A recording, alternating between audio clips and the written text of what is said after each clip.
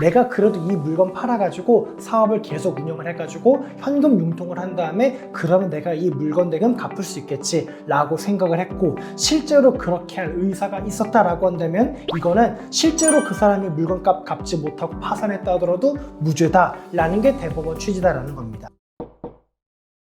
네, 여러분 안녕하십니까. 검사 출신 형사전문 변호사 법무법인 A파트의 용성호 변호사입니다. 오늘은 회사를 운영하다가 회사가 적자가 나가지고 기업 회생, 기업 파산을 하게 된 경우에, 혹은 내가 밀린 물품 대금 같은 걸 주지 못한 경우에 사기죄로 고소하는 경우가 정말 많이 있으신데요. 그럴 경우에 어떻게 방어할 수 있는지 설명을 드려보도록 하겠습니다. 요즘 정말 경제가 많이 어렵죠. 그래서 큰 법인은 물론이고요. 특히나 영세한 개인 사업자의 경우에는요, 사업을 운영을 하다가 여러 군데에서 빚을 지게 되고 그런 적자 상태에서 결국 파산하게 되는 경우가 많이 있습니다. 그런데 우리나라는 파산을 하게 되면 반드시 사기 고소라는 게 따라오게 되어 있습니다. 그러다 보니까 내 입장에서는 기업을 열심히 운영했는데 이미 사업은 망했고 그래서 돈도 없는 상태인데 사기죄 고소가 들어오고, 한 곳에서만 들어오겠습니까? 여러 군데에서 돈을 빌렸으니까 거래처에서도 들어오고 은행에서도 들어오고 여러 군데에서 사기 고소가 들어오고 방어할 수 있는 변호사 비용은 마땅치 않고, 이런 경우에서 곤란하신 분들이 굉장히 많은 것 같습니다. 자, 요건부터 한번 말씀을 드려보겠습니다. 내가 사업을 운영을 했습니다. 그런 상태에서 이미 적자 상태였어요. 그런데 내가 적자 상태임에도 불구하고 사업은 계속 진행하고 있습니다. 그런 상태에서 내가 어쨌든 물건을 떼와야 다른 데다가 또 팔아서 사업을 운영할 수 있겠지 않습니까?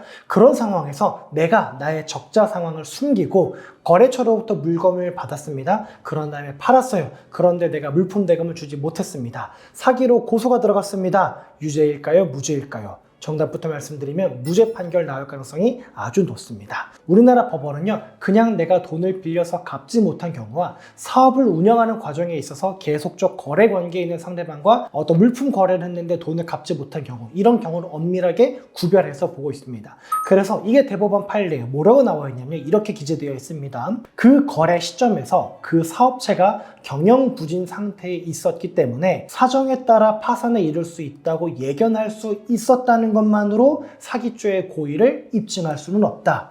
그러면서 이렇게 얘기를 해요. 설사 기업 경영자가, 회사의 대표가 파산에 의해서 채무를 내가 이행하지 못할 수도 있겠다, 이런 가능성을 인식할 수 있었다고 하더라도 그것만으로도 사기죄가 인정되는 것은 아니고, 그렇다 하더라도 그러한 사태를 피할 수 있는 가능성이 있다고 믿었고 계약 이행을 위해 노력할 의사가 있었다라고 한다면 사기죄가 인정되지 않는다라고 얘기를 합니다. 무슨 말입니까? 회사 입장에서 이미 적자 상태예요. 내가 조금 있으면 기업 파산에 이를 것 같아요. 그만큼 경제 상태가 좋지 않습니다. 그래서 내가 지금 어떤 빚을 지고 물건을 가져온다 하더라도요, 이 물품 대금을 갖지 못할 수도 있겠다라고 예견이 돼요. 설령 그렇다 하더라도 만약 이 사람이 내가 이 물건값 갚지 못할 수 있겠네 라고 예상할 수 있더라도 내가 그래도 이 물건 팔아가지고 사업을 계속 운영을 해가지고 현금 융통을 한 다음에 그러면 내가 이 물건 대금 갚을 수 있겠지 라고 생각을 했고, 실제로 그렇게 할 의사가 있었다라고 한다면 이거는 실제로 그 사람이 물건값 갚지 못하고 파산했다 하더라도 무죄다라는 게 대법원 취지다라는 겁니다. 그렇기 때문에 여러분, 일반적인 상식으로 어떠냐? 나 그때 너무 어려웠지. 이미 적자 상태였어. 내가 이거 돈 빌려도 갚지 못할 수도 있겠다 생각할 수 있고 예견할 수 있는 상황이었어. 그런데 못 갚았네, 도산했네, 나 그럼 유죄야 라고 낙담하지 마시고요. 기업 운영하다가 기업이 파산해가지고 사기죄로 고소하신 경우에는 반드시 변호사 상담 받아보시고 선임하시는 게 좋을 것 같습니다. 다만 이런 상태에서는 굉장히 불리하게 작용할 수 있습니다. 적자 상태에 있는데 돈을 빌렸습니다. 적자 상태에 있는데 물품 대금을 외상을 하고 물건을 받았습니다. 그런 다음 거의 곧바로 파산한 경우, 이런 경우에는요, 상식적으로 봤을 때 갚을 의사가 안 보이잖아 라고 법원도 판단을 합니다. 그렇기 때문에 내가 새로운 채무를 부담한 것과 기업 회생, 파산, 도산 사이에 시간적 간격이 짧은 경우다 라고 한다면 굉장히 우리에게 불리하게 작용할 수 있고요. 또한 두 번째, 내가 만약에 회사의 대표로서 도산 직전에 이르렀는데도 불구하고 그걸 알리지 않고 돈을 새로 융통해왔다, 그건 역시 불리하게 작용할 수 있습니다. 일반적으로 이 회사가 이제 도산 직전이다 라고 보는 게 크게 몇 가지 지표가 있는데, 일단 임금을 지급하지 못하는 경우, 임금 체불이 있겠죠.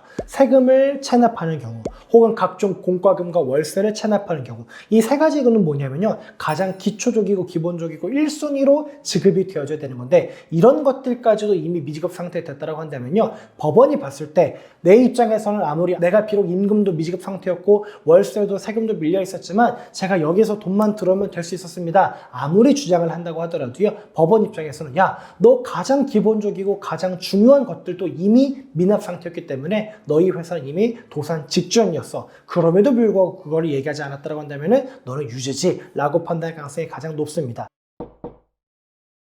그렇기 때문에요, 여러분께서 판단해 보셨을 때 내가 앞에 말씀드린 그 두 가지 케이스에 해당하는지 정리해보면, 내가 돈을 새로 융통한 시점과 파산한 시점 사이에 시간적 간격이 짧진 않은지, 내가 가장 기초적이고 기본적인 대금 지급조차 못하고 있진 않았는지, 이런 것들을 검토해 보시고 만약 그런 상황이 아니다라고 한다면 역으로 사업을 운영하다가 파산한 상태에서는 여러분께서 사기죄로 인정되지 않을 가능성이 매우 높으니까요, 고소 들어왔다고 해서 낙담하지 마시고 반드시 변호사 상담 받아보시고요, 변호사 선임하셔가지고 억울한 일 당하지 않을 수 있도록 최선을 다해 방어하시는 게 좋을 것 같습니다. 오늘 영상 보시고 궁금한 점 있으시면요, 댓글 남겨주시면 제가 친절하게 상담 도와드리도록 하겠습니다. 고맙습니다.